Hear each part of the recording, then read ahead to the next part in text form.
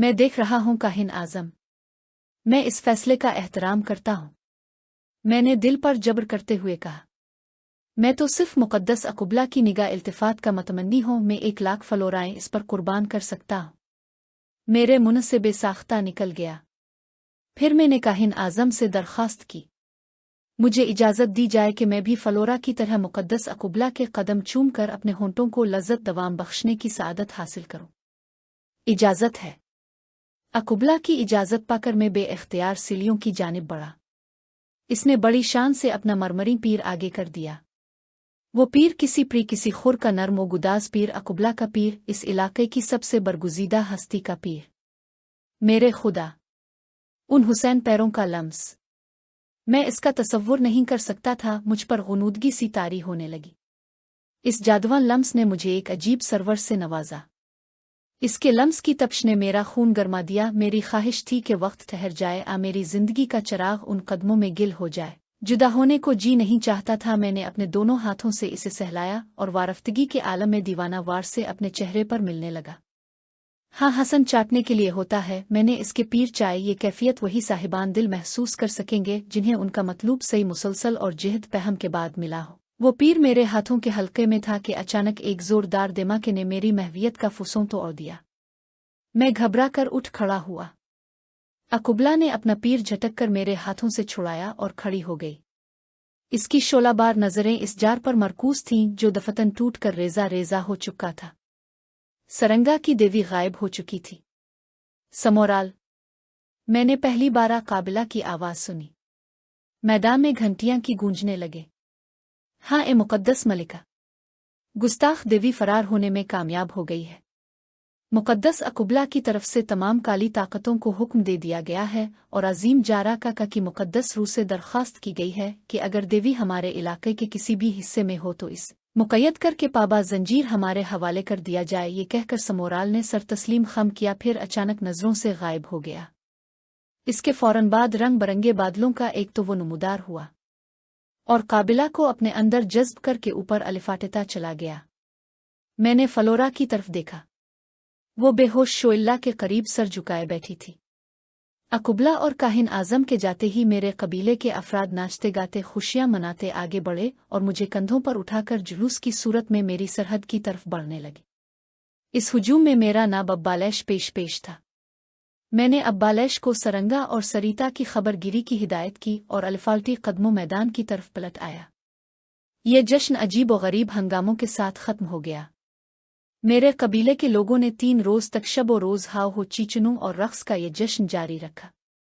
सरीता और सरंगा जजीरा तोरी के पुर असरार कबीले की हैरत अंगेज रस्में न देख सके। सरंगा की हालत खराब थी और सरीता हमा वक्त उसकी तीमारदारी में मसरूफ थी। मैंने अपने वफादार दोस्त के लिए तबीब फराहम करना चाहा, लेकिन अब्बालैश ने मुझे सख्ती से रोक दिया। इसकी दलील ये थी कि सरंगा जारा काका की मुक़द्दस रूह के एताब की ज़द पर है, इसलिए इस पर कोई दवा कारगर न होगी। इस बात का इम्कान भी था कि मेरे इस फेल पर जारा काका की मुक़द्दस रूह मुझसे नाराज़ हो जाती। यहाँ की हर बात, हर दलील अजीब थी। किसी खौफ और तरदीद के बगैर इसे कबूल करने ही में सलामती मुज़मर थी।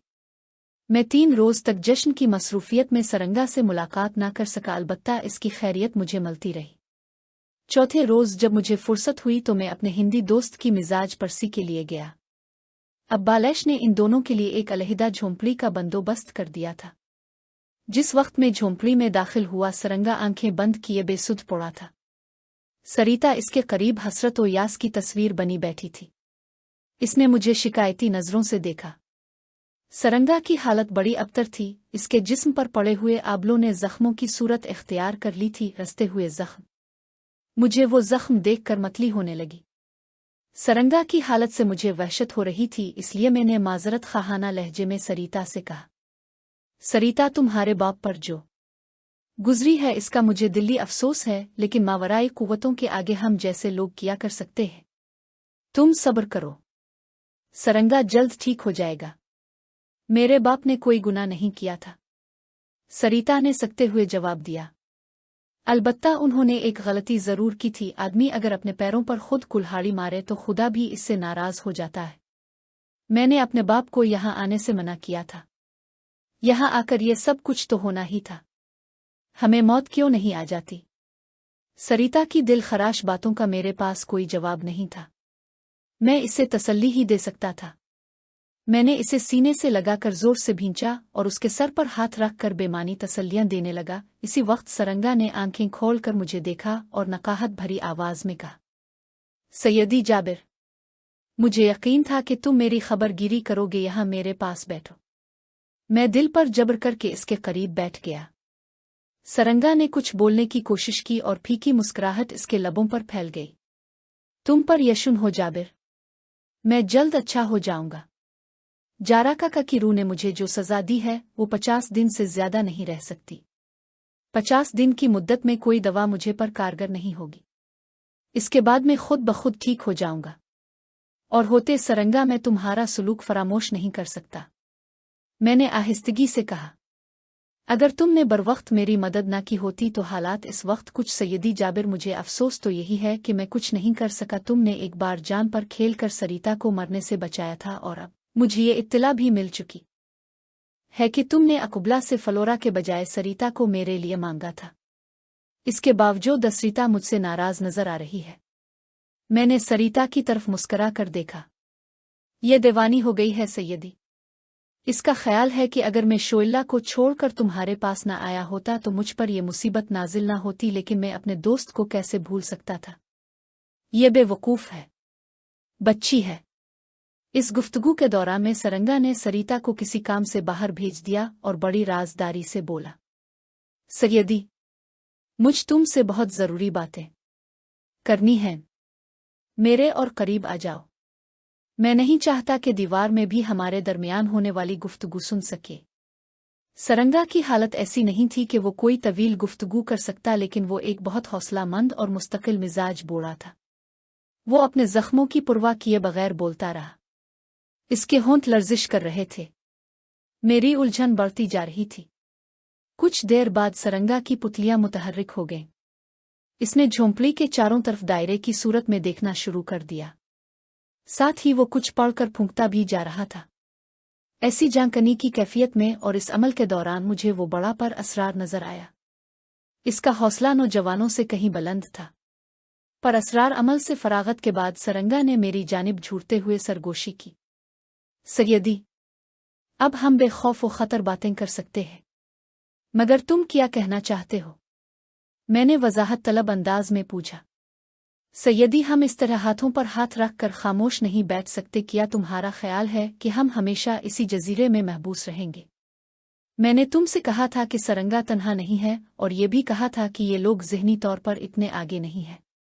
मैंने इस वक्त एक जाप के जरिए ये झोंपड़ी महफूज कर ली है। अब कुछ देर के लिए पर असरार और मावराई कूत भी हमारी गुफ्तगू नहीं सुन सकेंगी। मैं कुछ भी नहीं समझा, मैंने हैरत से कहा। सरंगा के होंठों पर मानी खेज तबस्सुम अलिफाबेर आया। वो दबी हुई पुरजोश आवाज में बोला, सैयदी, तुम्हें अभी ये बातें समझने में वक्त दरकार होगा। अभी तो तुमने यहाँ के असरार में पहला कदम अभी आगे नहीं बढ़ाया। वक्त के साथ साथ तमाम असरार तुम पर मुनकशिफ हो जाएंगे। वक्त कम है और मुझे तुमसे कुछ राज की बातें करनी है, लेकिन इस शर्त पर कि तुम उन बातों का जिक्र अपने हमजाद से भी नहीं करोगे। अगर तुमने ऐसा किया तो हम सब तबाही और बर्बादी का शिकार हो जाएंगे और कोई ताकत हमें नहीं बचा सकेगी। सरंगा की शख्सियत मेरे लिए जहाज की तबाही वाले वाक़ये के बाद से अब तक पर असरार बनी रही थी। इस वक्त वो बतौर ख़ास बहुत हौलनाक नजर आ रहा था, लेकिन इसके चेहरे पर एतमाद की नहीं जिमी हुई थी। इसने कहा, सरंगा पर एतमाद करो। मैं यहाँ के असरार से भी ज्यादा उलझी हुई गुत्थी हूँ सैयदी। सरंगा ने मेरे चेहरे के तासुरात का जायजा लिया। मेरे बारे में ज्यादा मत सोचो। जो कुछ मैं कहूँ इसे गौर से सुनो। सबसे पहले मैं तुमसे ये कहना चाहता हूँ कि अब बालिश से होशियार रहो। हो सके तो इसे किसी इल्जाम में मुलव्वस करके ख़त्म कर दो। दूसरी बात यह है कि तुम्हें कालारी के बंदर का हुक्म ठिकाने लगा देना चाहिए। मैं चाहता हूँ कि मेरे तंदुरुस्त होने से पहले तुम उन दोनों कामों से निमट लो। सरंगा की बात सुनकर मैं और उलझ गया। कहो को ठिकाने लगाने की बात मजबूरन तस्लीम की जा सकती थी, लेकिन अब बालिश मेरा नाब था। इसने कदम कदम पर मेरी रहनुमाई की थी। मुझे अभी इससे काले जादू का इल्म सीखना था। मैंने सोचा कि जारा काका की मुकद्दस रूह ने सरंगा को सजा दी है, कहीं इसकी वजह से सरंगा अपना ज़हनी तवाज़ुन तो नहीं खो बैठा। ये दुरुस्त था कि शोइला के मुकाबले में मेरी कामयाबी उसकी वजह से मुमकिन हुई थी, लेकिन इसके इवज़ अब्बालैश जैसे वफादार नायब को मौत के घाट उतरद यकीनन नाइंसाफ़ी होती। मैंने कुछ सोच कर पूछा, क्या अब्बालैश और कहो के बारे में तुम किसी खास शुबे का इजहार कर रहे हो? शुबा सरंगा ठोस लहजे में बोला। सुरंग सथी बातों का आदी नहीं है, ये सब कुछ मैं बहुत सोच समझ कर कह रहा हूँ। हालात ने मुझे वक्ती तौर पर बेबस कर दिया है, वरना अब्बालैश और कहो का खात्मा मैं खुद अपने हाथों से करता, मगर क्यों? मैंने झंझला कर पूछा। वजह क्या है सैयदी? मैं सब कुछ तुम्हें बता दूंगा। तुम इस वक्त जिस ज़हनी किशमकश में मुब्तला हो, इसे मैं महसूस कर रहा हूँ। मुझे हैरत है कि तुम जैसा दूर अंदेश आदमी भी वसवसों का शिकार हो रहा है। जरा सोचो सैयदी, अगर मैं तुम्हारा दुश्मन आबद खा होता तो क्या देवी को शोइला के खिलाफ इस्तेमाल करने की बजाय तुम्हारे खिलाफ इस्तेमाल नहीं किया जा सकता था? मुझे इस कर्ब में गिरफ्तार होने की क्या जरूरत थी? तुम्हारे बजाय अगर मैं शोइला के साथ रहता और उसकी हमदर्दियां हासिल करता तो मुझे कौन रोक लेता? मुझे अफसोस है कि मैं तुम पर एहसान जता रहा हूं। मैंने इस बूढ़े का चेहरा तशवीश से देखा। वो कहने लगा, अगर आजमाना चाहते हो तो तुम्हारे गिले में समोराल की दी हुई जो माला पड़ी है, इसे आज अपने गिले से उतार कर कहीं करीब रख देना। अब्बालैश की हकीकत तुम पर खुद आश्कार हो जाएगी, लेकिन एक बात का ख्याल रहे, तुम इस तरह ये माला कहीं खोना देना, इसे अपने सामने ही किसी जगह रखना। अगर तुम इसकी तरफ से एक लम्हे के लिए भी गाफिल हुए तो बनअबना खेल बिगड़ सकता है। मैं इससे कुछ और न पूछ सका। सरिता के आ जाने से सरंगा ने भी खामोशी इख्तियार कर ली और आहें भरने लगा। मैं कर्ब व इस्तिराब के आलम में वहां से अलिफाटे। इस वक्त मेरे ज़हन में सिर्फ सरंगा था, एक पर असरार शख्स, एक बूढ़ा गिद्ध। मुझे रात की आमद का बेचैनी से इंतजार था। मैं सरंगा के शुबहात की तस्दीक ज़रूरी समझता था। दिन चढ़े अब्बालैश मुझसे मुलाकात के लिए आया, मगर मैंने दानिस्ता मुलाकात से ग्रेज़ किया। कालारी का बंदर का हो बदस्तूर झोंपड़ी के बाहर एक मुस्तैद चौकीदार की हैसियत से तैनात रहा। इस रोज़ मैंने तरुम से भी कोई ख़ास बात नहीं की। कटा कटा रहा। रात आई तो मैं पूरी तरह इस इम्तिहान के लिए तैयार हो गया जिसका इशारा सरंगा ने किया था।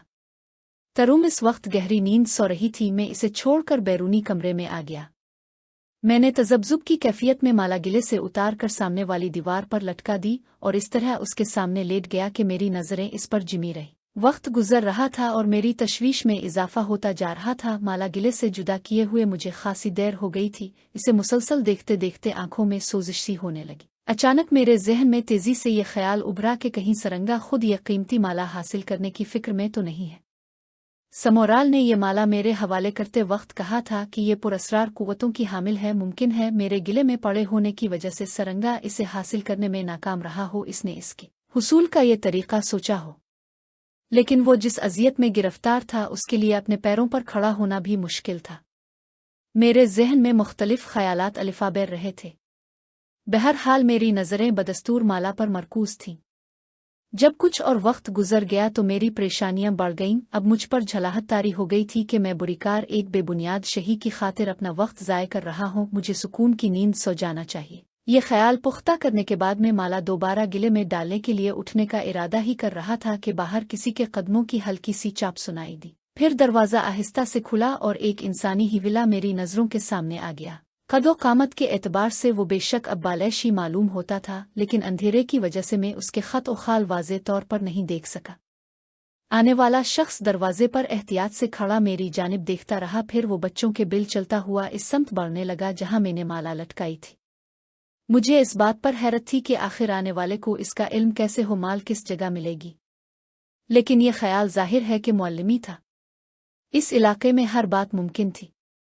नौवारिद आहिस्ता आहिस्ता माला की जानिब खिसक रहा था, लेकिन इस तरह कि इसकी नज़रें मेरी ही समत थीं। मैं आंखों के दरमियान हल्की सी झरी कैसे इसकी एक एक हरकत का जायजा ले रहा था। मैंने हिफ्स मा तकद्दुम के तौर पर गिले में लटकी हुई जारा काका की खोपड़ी पर अपनी गिरफ्त मजबूती से जमा रखी थी। काहिन आजम ने मुझे इस मुकद्दस खोपड़ी के इस्तेमाल के मुख्तलिफ तरीके बताए थे, इसलिए मैं मुतमईन था कि जब चाहूँगा नवार्द को इसके जरिए ज़ेर कर लूँगा। माला और इस शख्स का दरमियानी फासला जब 2 कदम रह गया तो मैं कमाल फुर्ती से उठकर खड़ा हो गया।